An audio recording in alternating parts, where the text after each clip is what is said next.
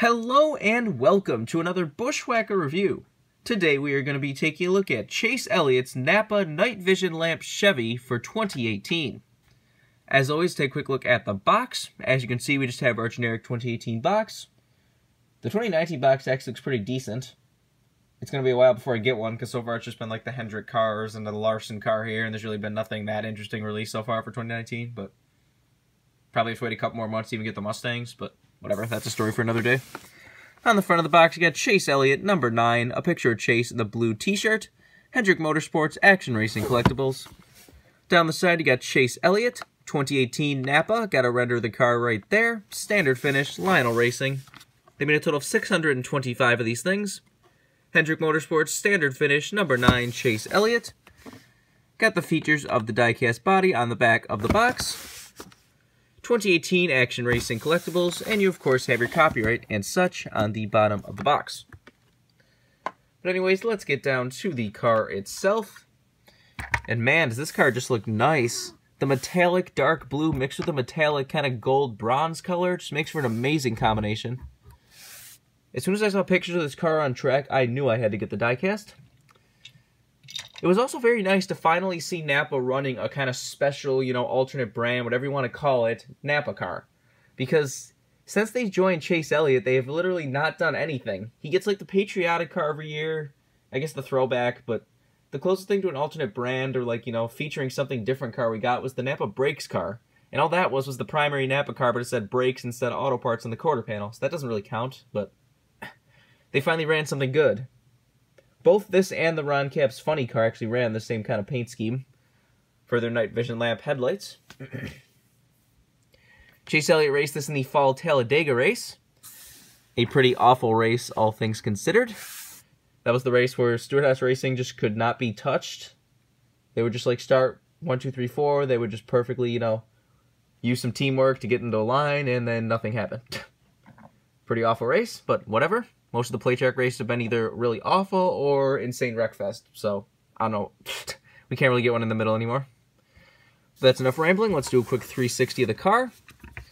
You can see the amazing metallic blue and metallic gold. Interesting to point out is that Lionel is still doing the little flake things in the decals. You can see that those, flake sparkle things are still in, the yellow of the Napa logo, and it's still in the number on the door.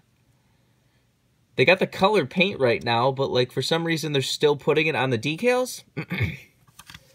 I don't know if it's, it's even in the white right there with this kind of design that's supposed to be sort of the Napa logo, but on the roof logo, or the roof number 2. But, like I said, you're really not going to have much luck with it anymore. I don't know. I don't really know what they're going for.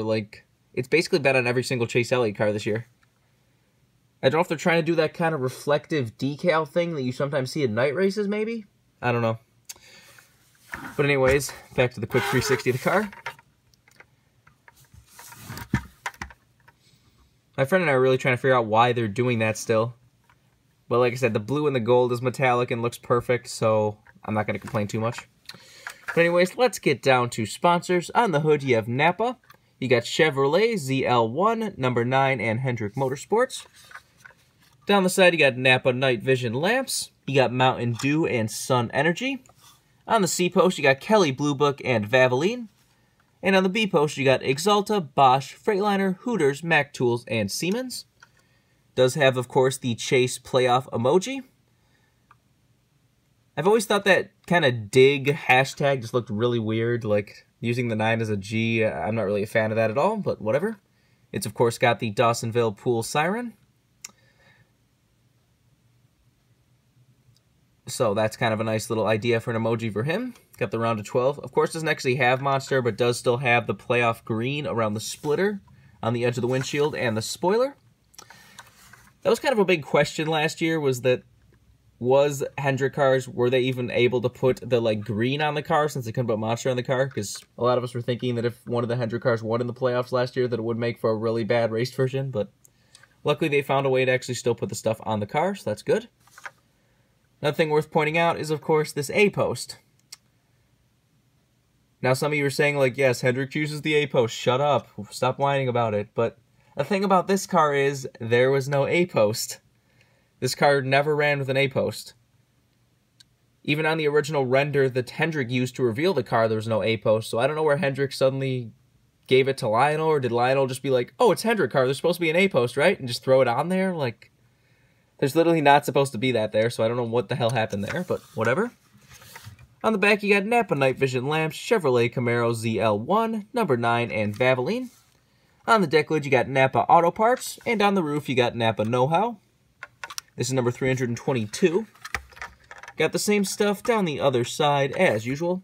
Let's take a look under the hood. That was one of the easiest Camaro opening hoods I've ever had. You got Chevrolet, Napa Auto Parts, Mountain Dew, Kelly Blue Book, Hooters, Sun Energy, and Wix filters. There's the engine detail if you want to see that. Obviously no deck lid. Roof flaps, of course, to open. And there is the underside of the car if you want to see that. This car's not going to be for everyone, you know. Chase Elliott has a lot of fans, a lot of us that think that he's maybe a little bit overrated, but he's pretty much carrying Hendrick right now, so that's something, because Hendrick is just terrible the last 2 years, but Chase Elliott's been able to squeak through to get a couple wins, so that's at least nice to see somebody in Hendrick being useful. Seems like it's time for Jimmy Johnson to retire. Alex Bowman is just strange, because, you know, when he subbed for Dale Jr., he almost won a race, and now he just hasn't done anything. And William Byron's still young and kind of rushed into the Cup Series, so I don't know what. He's definitely talented, so maybe he just needs a little bit more time. Maybe he's going to be like a Joey Logano. I don't know. One of those drivers that really just doesn't immediately get success, but eventually does.